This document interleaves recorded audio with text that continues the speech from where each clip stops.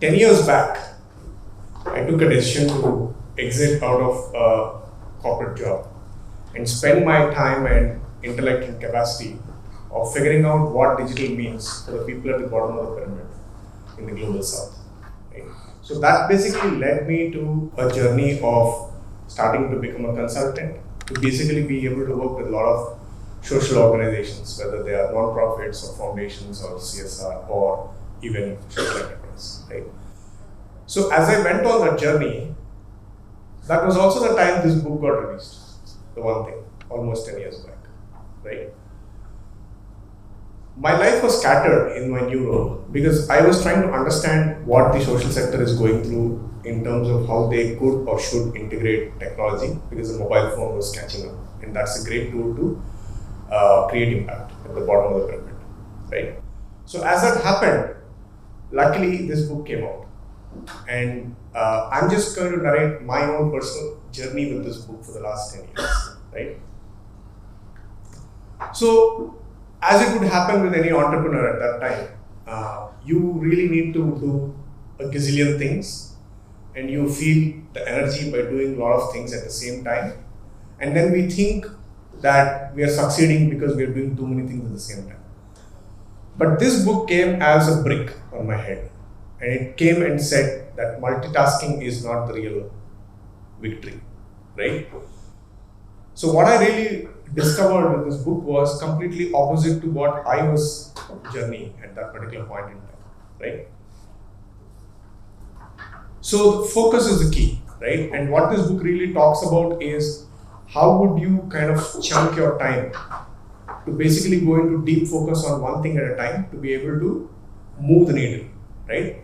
And move the needle a little bit every day, creating a domino effect towards the result you want to get to, right? What that led to is that this book really asks you to go and figure out what is that one thing if you do consistently day after day, repeatedly for a period of time, you don't need to do the 30 other things which you are trying to do to achieve the same goal. Because either those 30 other things will become unnecessary because you're doing this one thing so well, or because you're doing this one thing so well, 30 or 40 or 70 other people will do the other things for you around that one thing to get you to the goal, right? Particularly when we are looking at creating change in big organizations or in our life or in the society, it's never a one-man show or a one-lady show, right? It is a partnership always, right? But for each individual, there needs to be that one thing which they do consistently well, right? And then kind of create that consistently well done thing as a domino effect, which then attracts a lot of other energies towards what you want to achieve, right?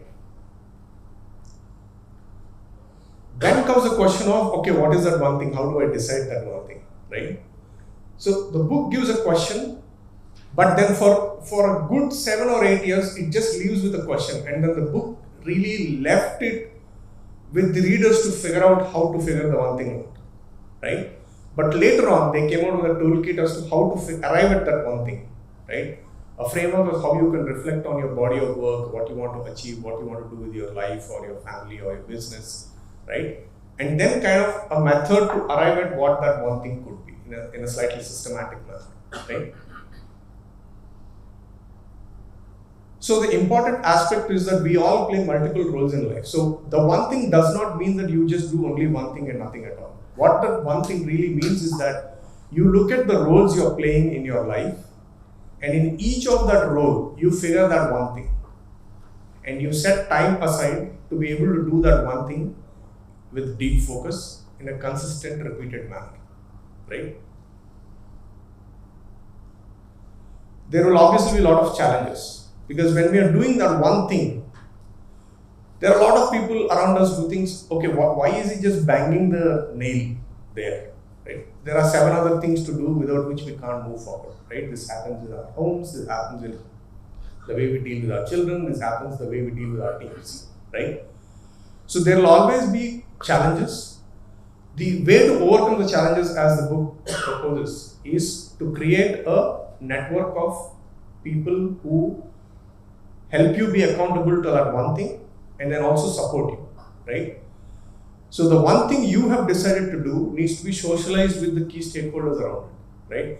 The book does a rather low-key job on highlighting stakeholder engagement in that one thing, because I personally, as I was using the book and going through my own motions in the last 10 years, I figured out the formula for one thing can succeed only when you have stakeholders supporting you, understanding that one thing you are wanting to do, and then they agreeing that, yeah, that we think that is that one thing you should be doing for us or everybody together to move forward, right? So the pool of stakeholders you create around yourself who challenge you to stay focused, challenge you to be consistent with that one thing, and also when challenges come your way, come and help you and safeguard you. It could be your boss, it could be your board, it could be your spouse, it could be anybody around you in different forms and shapes of your roles in play, right? So luckily in the last four years, this particular tool has come up after the book, because the big question in the book is figuring that one thing out, right? And the authors did a lot of work trying to arrive at a framework to develop a framework which helps people figure that one question out. So I would just leave with these thoughts for you to explore this book. A very easy, light book, but a very, very powerful book. And it has a potential to change your life.